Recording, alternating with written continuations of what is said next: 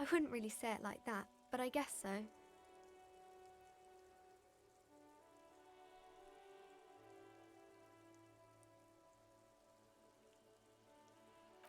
We can go into the bookstore and ask about the case, but I don't see much more to look into here. Yes, please do look at our wares inside. The postcards and board games you asked about are also there, sir.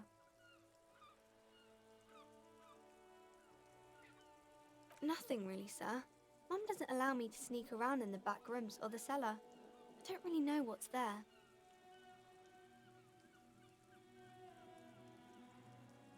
It does not manifest itself in any way. It does not exist. I liked it better when we were talking about whether it's appropriate to stand out in the freezing weather. No such thing. Anything else you wanted to talk about, sir?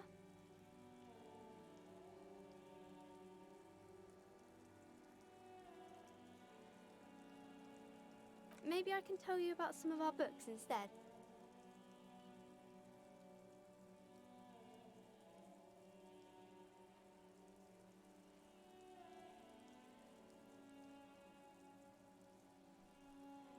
Crime fiction is about murders or burglaries or things like that, and the work of a policeman or a private detective who's trying to solve a crime and catch the criminals.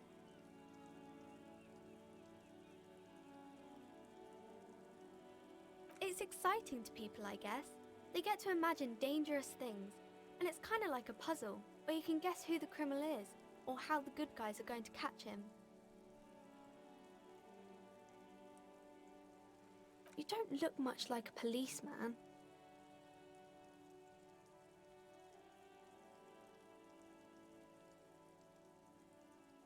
Didn't mean to offend, sir. Sorry, sir. It's just that you don't look like Dick Mullen.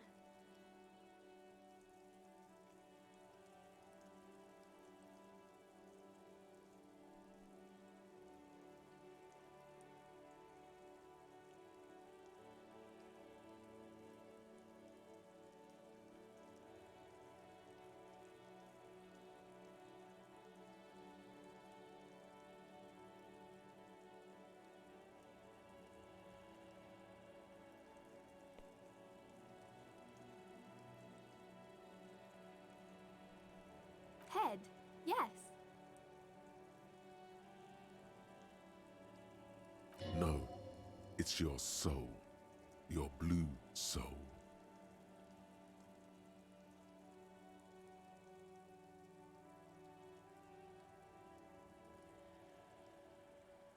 I'm not sure I understand.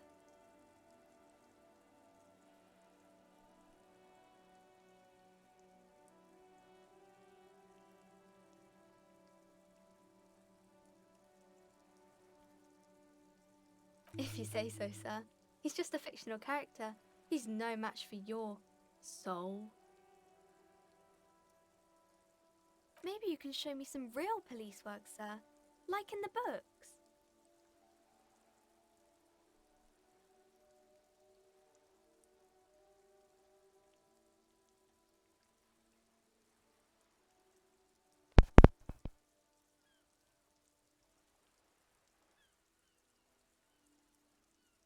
No, sir, I can't. It would be too tiring to refrain from it. It's already tiring enough to remember to say it all the time. It's nice of you to say I could stop, though.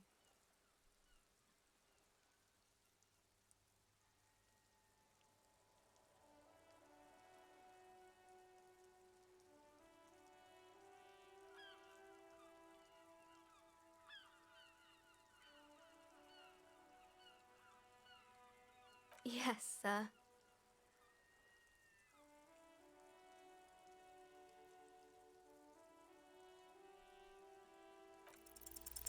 You failed to deduce anything substantial.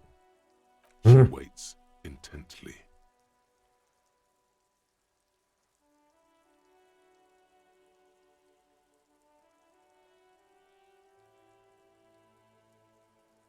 Come on, don't be silly. That's not a proper deduction. Oh, kings and queens and generals of old, or artists and writers, or musicians, those kinds of people, there's usually something extraordinary about them. I think that's why people read them, to find the secrets of their fame.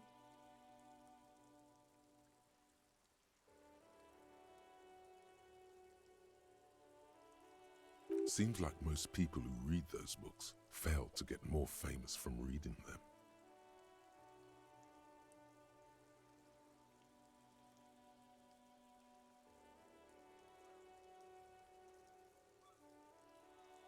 But it does make the famous people more famous.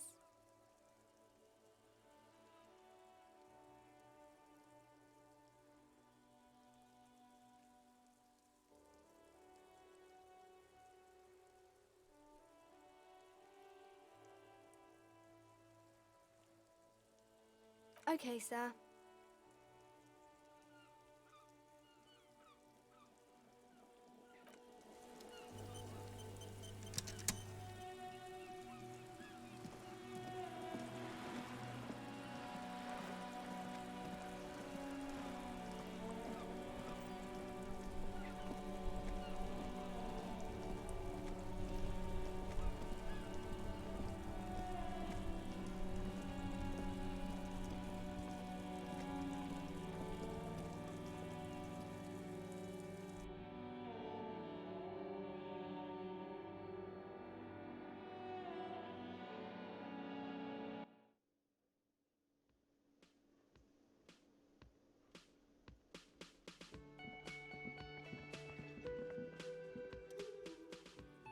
Hello again, sweetie.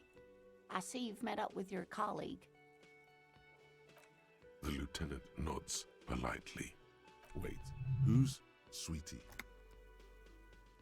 Why, you are, officer. You're a handsome man, officer, with your mustache and your chiseled jaw and that silly dimple on your chin.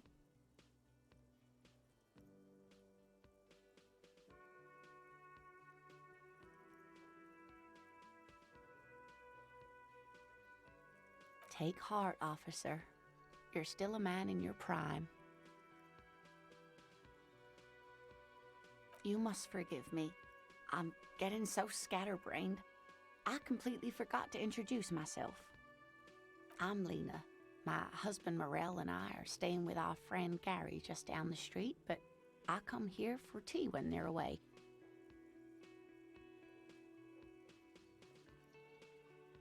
This Lena is wacky enough for the motley crew. Hire her on the spot.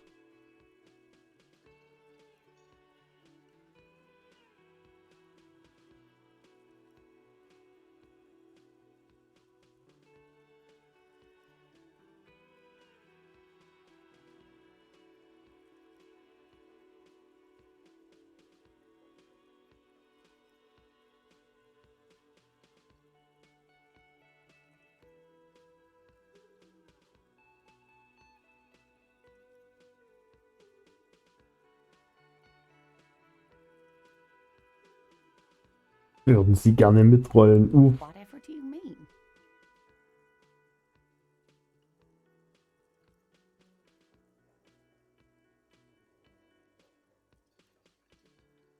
Sequence killers? Oh my.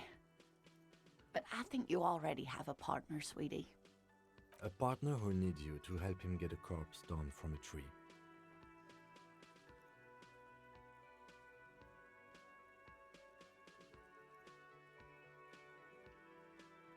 Yes, and it seems to me that you do well to stick close to him. He has the look of an upstanding officer of the law, someone you can lean on, and, sweetie, you are looking unsteady. And even if he weren't there, I don't think you'd have much use for me.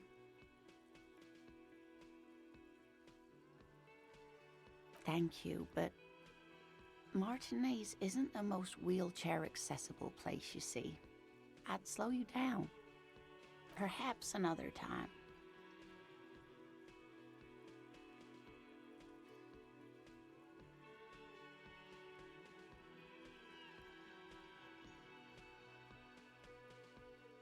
Yes, officer. You look rather dazed. Like a stunned fox. But surely things can't be that bad. She won't judge you, no matter what you say.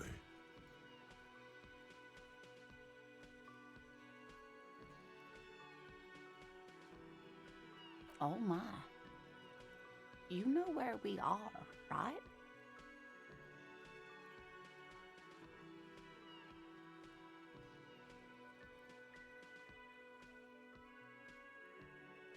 That's right. And where is the Whirling in Rags cafeteria itself located? Yes, indeed. We are in the fine city of Revachol.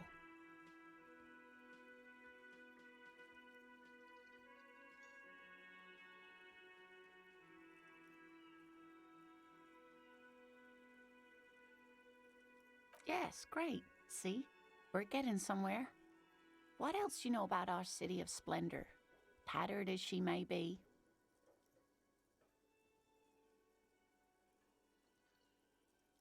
How would I even begin to tell you? Revachol is the most beautiful city in the world. We're fortunate to be here, you and I. I haven't seen very many other cities personally, but everyone says so. Revachol is a rare jewel. This city used to rule the world, though it has seen better days.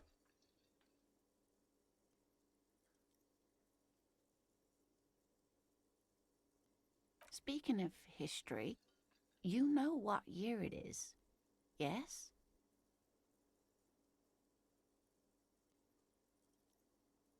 That's right, dear. How splendid. Here, take this pen. Knowledge should always be rewarded. Her relief is palpable. She was getting pretty worried about you there, but now she relaxes her shoulders. I can tell that this is taxing for you, so I'll just ask one more question. What regime are we living under? What mode of government?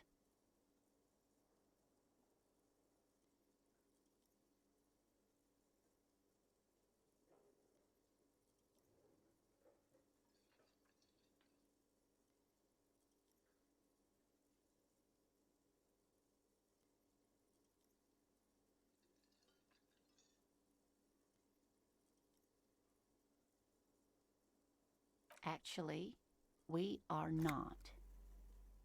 You could say that about almost any other nation, but not Revachol.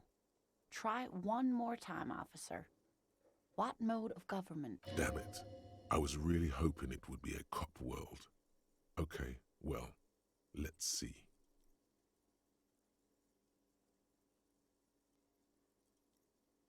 Oh, sweetie.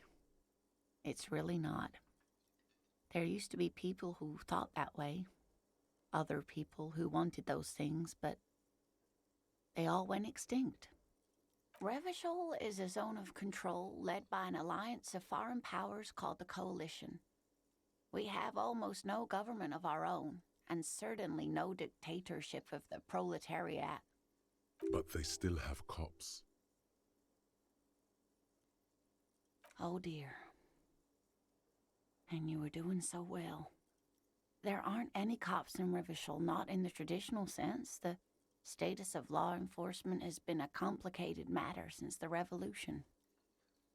But we should stop for today, sweetie. You look like you need a break. Besides, I'm not the best person to explain the big things to anyone.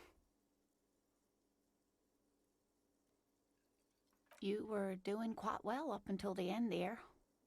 It does look like you're having trouble remembering things. History and places. Remembering reality in a word. A sigh. The lieutenant buries his nose in his notebook.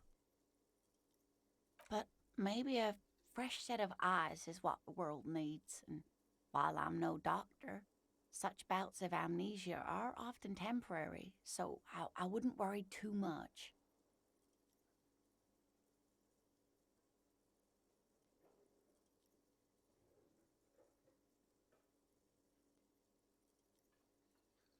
She means this sincerely. Worrying won't do you any good. A defeat, I'm afraid. The people of this archipelago tried